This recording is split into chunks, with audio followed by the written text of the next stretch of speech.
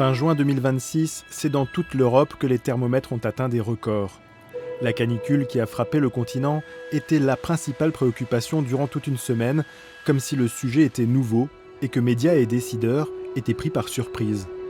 Pourtant, les chercheurs alertent depuis longtemps déjà. Ce n'est pas une surprise du tout pour nous et ce n'est plus une surprise pour les citoyens. Enfin, je pense que les citoyens maintenant ont compris que nous sommes rentrés dans une ère d'un point de vue climat qu'on n'a jamais connue.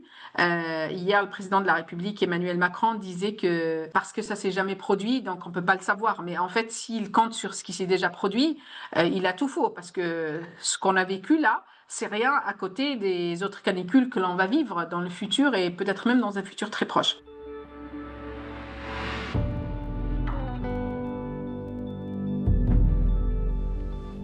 Depuis quelques années, les épisodes de chaleur en Europe sont de plus en plus intenses, plus longs, mais aussi beaucoup plus précoces. We're very confident that this is the effect of climate change. We've known for over 100 years that if we keep putting greenhouse gases into the atmosphere, that the planet is going to get warmer. And actually the science behind that is quite fundamental physics. And since then, there have been innumerable studies looking at what the effect of that global warming is going to be on the local weather that we actually experience day by day. And especially in Europe, it's an area that's been studied a lot. There's a huge body of evidence showing very clearly that temperatures are increasing actually more rapidly than in the rest of the world. En effet, les chercheurs ont mesuré que depuis les années 80, l'Europe se réchauffe environ 2 fois plus vite que la moyenne de la planète. Et ce pour plusieurs raisons.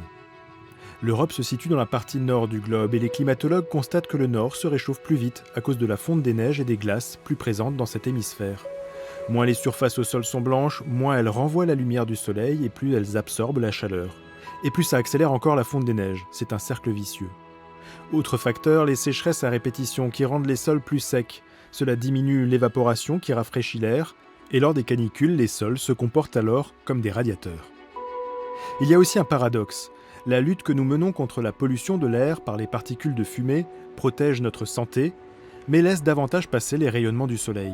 Conséquence, l'Europe est le continent qui se réchauffe le plus vite, et cela veut dire plus de canicules, plus de sécheresses, plus d'incendies et plus de risques pour nos vies.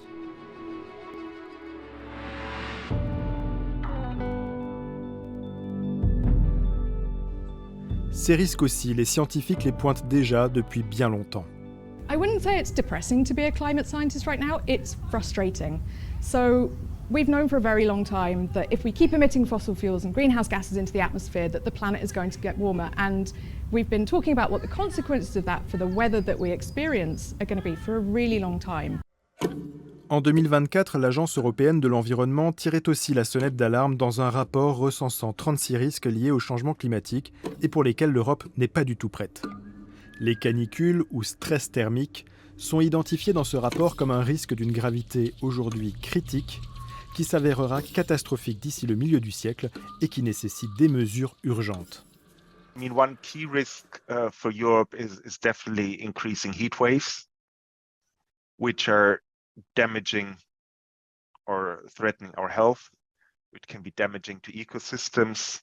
Often in Europe, they are combined with droughts. And this is a dangerous combination also for infrastructure, for water supply. Nous héritons d'infrastructures, donc de routes, de bâtiments, etc., qui n'ont pas du tout été construits pour les températures que nous vivons aujourd'hui. Et donc, du coup, en fait, il y a une surchauffe qui vient aussi de nos infrastructures. Le même rapport estime à plus de 60 000 les décès prématurés que l'on peut directement attribuer à la chaleur lors des canicules qui avaient déjà frappé l'Europe en 2022. Des morts qui auraient donc pu être évitées si les décideurs avaient anticipé les risques identifiés par les chercheurs. Ce qu'on appelle les morts de la canicule, il faudra appeler ça autrement. Ce sont des victimes du crime climatique commis par tous ceux qui, depuis 92, depuis l'adoption de la Convention internationale sur le climat, ont eu un pouvoir de décision à tous les niveaux de gouvernance. Enfin, c'est la somme de tout ça qui fait ces crimes-là climatiques. Les Européens ne sont pas égaux face aux canicules. Les personnes âgées, les travailleurs de plein air, les habitants des quartiers populaires ou les personnes malades sont bien plus exposés aux risques. Des risques directs de la chaleur sur leur santé, mais aussi indirectes. On recense par exemple plusieurs dizaines de morts par noyade sur le continent pendant la seule semaine de canicule de juin 2026. Plus de 90 rien qu'en France. Ce que cette crise-là fait, c'est de révéler et accentuer toutes les inégalités qui existent déjà dans notre pays. Ça a révélé que les personnes mortes, elles sont mortes chez elles et donc il y a un problème dans le logement. La réponse n'est pas que la climatisation, surtout pas RR, donc il y a d'autres réponses à apporter. Ensuite, il y a des jeunes qui meurent noyés. Eh bien, comment se fait-il qu'on puisse mourir noyé en 2026 en France? Eh bien, parce qu'on n'a pas appris. Et donc, il faut mettre les moyens pour apprendre ça, apprendre à tout le monde, pas juste aux jeunes, de nager. Les adaptations nécessaires pour faire face se chiffrent rapidement en milliards d'euros à l'échelle d'un seul pays. Et les solutions adoptées, comme la climatisation, peuvent avoir pour conséquence d'accentuer encore le réchauffement climatique. Cela suppose donc de s'attaquer à notre modèle économique, basé essentiellement sur les matières fossiles qui sont présentes partout. Pour sortir de cette économie-là, la première chose à faire, la chose qui nécessite beaucoup de courage politique, c'est d'arrêter de subventionner l'économie du fossile. Mais il va y avoir des dégâts. C'est-à-dire qu'il y a des gens qui vont perdre leur job, etc. Il faut quand même garder ça en tête. C'est ça que les politiques évitent en général. Mais ils sont obligés, parce que ces politiques, ça ne peut pas être résolu au niveau des citoyens. Rien qu'en 2025, les 65 plus grandes banques du monde ont investi plus de 900 milliards de dollars dans le secteur des fossiles. Parmi les banques européennes, la Deutsche Bank, par exemple, a augmenté ses investissements dans les fossiles de près de 20% par rapport à 2024. Le rôle du politique, c'est de protéger tous les citoyens. C'est ça que j'attends comme citoyenne et c'est pour ça que je parle d'une réappropriation de notre citoyenneté. Mais en fait, on n'est pas impuissant. Il faut juste qu'on réfléchisse, il faut qu'on intègre la nature, il faut qu'on intègre les contraintes naturelles dans ce que l'on fait. Comme il y a longtemps, les autres civilisations l'ont fait. Et ça, il faut désapprendre pour réapprendre. C'est ça le gros défi.